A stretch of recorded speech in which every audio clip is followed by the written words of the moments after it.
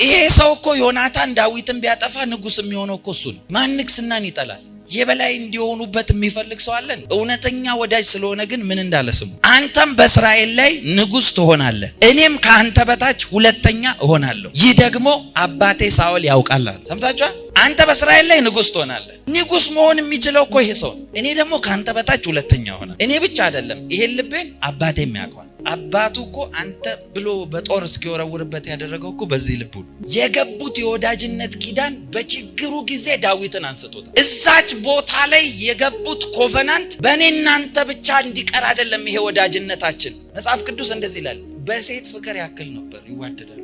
ምን አይነት ወዳጅነት!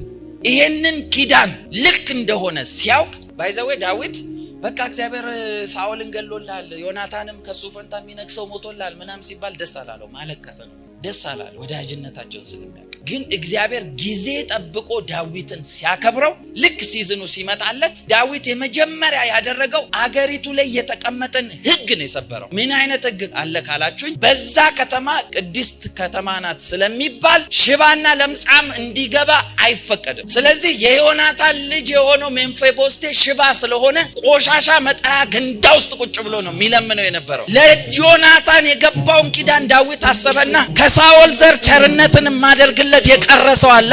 ለምን ሲባል የዛን ጊዜ ምድረ በዳ ውስጥ ተሸሽጌ ያለው ቃል ገብቻለሁ፣ ባንተ ብቻ አይደለም በዘርህም አደርጋለሁ ብያለሁ።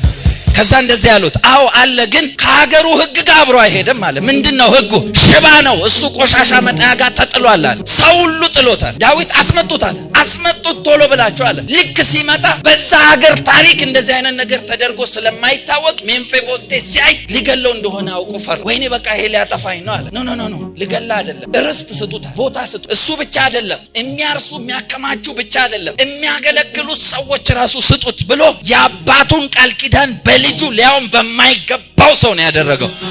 እስቲ አሜን በሉ። አንድ ሰው ለሰው በገባው ኪዳን ይሄን ካደረገ እግዚአብሔር ለእናንተ በገባው ኪዳን ሌላ በረከትን ይከፍትላችኋል። በክርስቶስ በገባላችሁ ኪዳን የበረከት ደጆችን ይከፍትላችኋል። እስቲ አሜን በሉ።